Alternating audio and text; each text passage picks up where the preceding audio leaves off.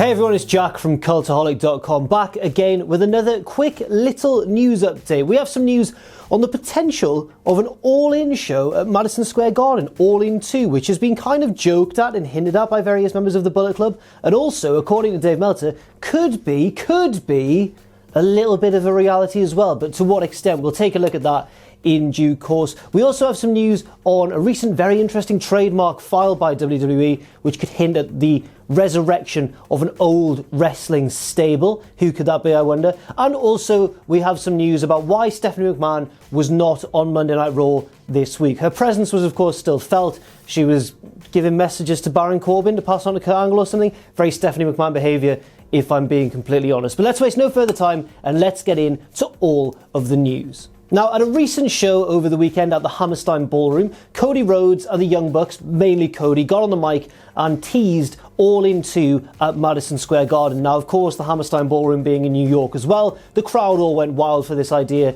And as with everything involving the Bullet Club, it's hard to tell how much of it's serious and how much of it is just merely like a tongue-in-cheek suggestion. How much of it should we really pay attention to? Well, Dave Meltzer has had some words to say on this, and it could potentially be very interesting indeed. Now, Meltzer was keen to emphasise that it's very difficult for a non-WWE promotion to run in Madison Square Garden, to the extent where I don't think any non-WWE promotion has done it. Certainly not in the modern era, but maybe not ever. Maybe it's only ever been WWE or like the old WWF and that sort of thing. I don't think any other promotion has. He said WCW could never get into MSG. Nobody could. Even with Turner ownership, everyone tried constantly through 2000 or so, from Crockett to Verne, everyone. Nobody could.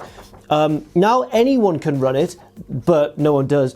There is a show booked by a non-WWE promotion before the end of this year. I expect it not to happen, and it hasn't been announced, but there is a hold on a date and WWE can't stop it. Now, essentially what that means is there is a non-WWE promotion have reserved a date before the end of 2018 for Madison Square Garden, a wrestling promotion, but he doesn't expect it to happen because of the difficulties that come with being not WWE and running a show in MSG. The key question here is that reservation, that reserved spot, is that the work of Cody Rhodes and the Young Bucks? Is that All-In 2, or is it not? If it's not them, then who on earth could it be? Could it be Ring of Honor? I don't know if they're big enough. I can't think of any. It won't be Impact. I doubt New Japan will be so bold. And I just can't really see what's going on. It's very mysterious indeed. But if it is All-In, why are they running the second All-In show before the end of 2018, so soon after All-In 1, which of course takes place on September 1st, towards the end of the year anyway?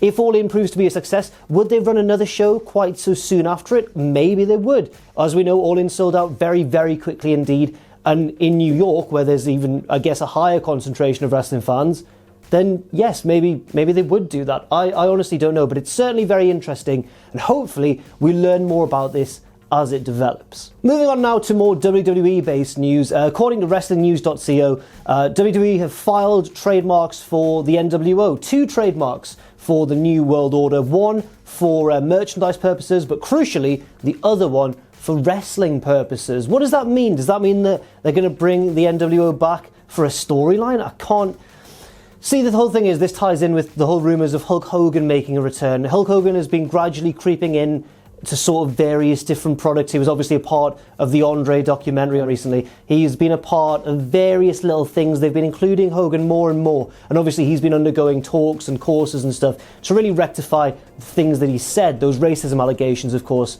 from a few years back, which led to him being kind of excommunicated from the company. But whether it involves Hulk Hogan or not, it's very interesting, certainly, to see WWE file a trademark for the NWO. I just can't fathom what sort of capacity they could bring the group back in. All of the members now are getting on a bit, aren't they? All of the crucial members. Scott Hall, Kevin Nash, Hogan, of course, there's problems there. They're the core 3, aren't they, of the NWO? But, you know, they could, I guess, have some sort of new NWO. I really can't work out what's going on here and whether it even will lead to anything, or whether it's just WWE doing it on a whim. Let's just renew those trademarks. Let's just make sure that's all tied up in case we ever do think of anything in the next few years or so. It's very unclear, but it's also very interesting, I suppose. And I wonder what they'll do. Would you be happy to see the NWO back in some form, in some manifestation? I don't know if I would, potentially. Maybe they've seen the popularity of the Bullet Club and they want to bring back almost like the original Bullet Club, the original influencer of the Bullet Club. I really don't know. And finally, Mike Johnson of PW Insider has reported on why Stephanie McMahon and Triple H missed this week's Monday Night Raw. Well, mainly why Stephanie missed it. He did mention Triple H as well, but Triple H rarely appears on Raw these days unless it's a special appearance. But here's the official reason why Stephanie and Triple H missed that event. Mike Johnson writes, Triple H and Stephanie McMahon missed this week's Raw as they are in Los Angeles in advance of a WWE event this Wednesday, as the company is holding a For Your Consideration panel discussion about the company, basically in an attempt to win an Emmy Award, to get it nominated for an Emmy. I guess it would be Raw rather than WWE. It would have to be a show, wouldn't it? And I guess they'd go for their flagship Monday Night Raw. The panel, he continues, which is not open to the public, will take place this Wednesday at the World Theatre in North Hollywood, California at 7 p.m, blah, blah. With Triple H, Stephanie McMahon, Shawn Michaels, Ronda Rousey, Roman Reigns and the Bella Twins. So all the big mainstream ambassadors for WWE. Looks like they're going to push for an Emmy. We know that WWE are kind of infatuated and very interested in courting mainstream media attention, so it shouldn't be too much of a surprise. But at the same time, I guess it would be nice. It would certainly be nice for me, personally. My job depends on wrestling being relevant and as popular as ever. So yeah, go on then, now that I've thought about it. I hope that Raw does win the Emmy. Yes, come on Raw. I'm fully behind it. And if you're in, North Hollywood, get yourself down to that convention. No, it's not open to the public. Good luck. Let's just wish good luck, Monday Night Raw. Win that Emmy. You can do it. Not certain how likely that is. So that's all for now. Thank you very much for watching this news update. I've been Jack from Cultaholic.com, and as always, you can follow me on Twitter at JackTheJobber. You can follow us all at Cultaholic, and you can check out our Patreon too if you wish. Patreon.com/Cultaholic. Thank you very much for watching, and don't forget to join us.